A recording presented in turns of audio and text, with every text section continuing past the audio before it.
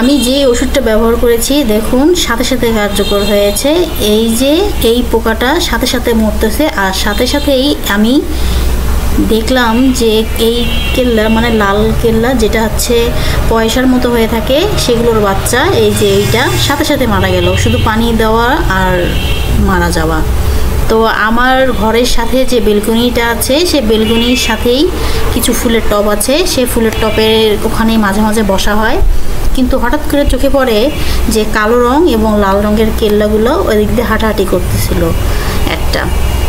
তো আমি ভাবলাম যে এই কেল্লা কীভাবে দমন করা যায় খুব কম খরচে। তো সেই অনুযায়ী আমি দোকানে গিয়ে আমি এই ওষুধটা নিয়ে আসি, লেরোথিন। এই ওষুধটা হচ্ছিল আম, চা, সিম, তুলা এগুলোর জন্য উপরিভাগে প্রয়োগ করার জন্য। তো আমি এইটা দোকানদারকে বললাম, তো ওরাই বলল যে এটা পানিতে মিশে ফুলের টবের গোড়ায় দিলেই এটা একদম কার্যকর হয়ে যাবে, সব পোকা মরে যাবে, যে কোনো পোকা।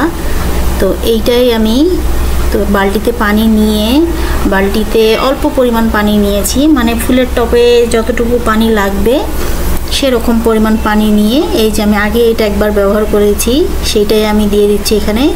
এখানে 4-5 টোপা দিলেই হয়ে যাবে, বেশি বেশি দেওয়া যাবে না। আমি তারপরও একটু দিয়ে দিলাম বেশি করে, আর কম দেওয়া যাবে না, আবার কম দিলে পোকা মরবে না, আবার ফুলের টব থেকে বের হবে ঠিকই কিন্তু আশেপাশে ঘোরাফেরা করবে, যার জন্য একটু বেশি করে দিলাম। আর বোতলের গায়ে কিছু পরিমাণ ওষুধ লাগানো ছিল, যার জন্য এটা আমি এভাবে ধুয়ে নিলাম।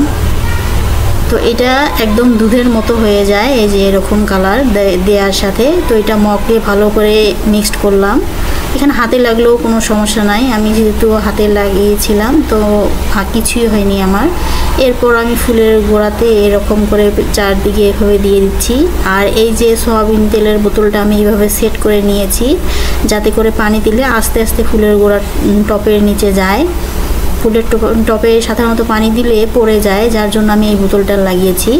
আর আশেপাশে যেসব ফুলের টপ ছিল সবগুলোর গাছের গোড়ায় দিয়ে দিয়েছি এই যে এরকম করে।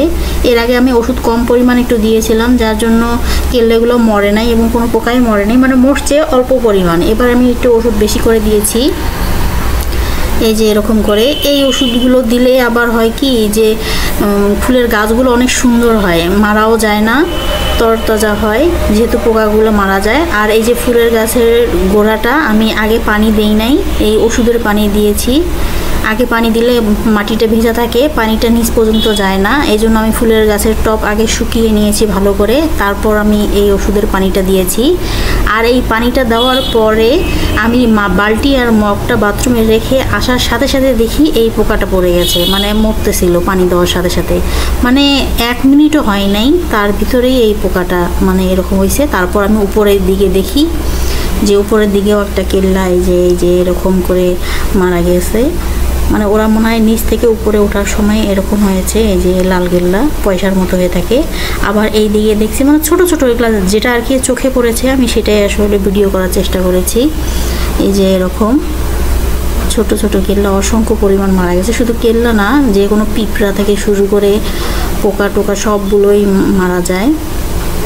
তো এই ওষুধটা যে এত কার্যকরী যা বলার বাইরে। আর এই ওষুধটার দাম নিয়েছে মাত্র 45 টাকা, গায়ে লেখা ছিল 45 টাকা, আর খুবই তাড়াতাড়ি কাজ হয়েছে।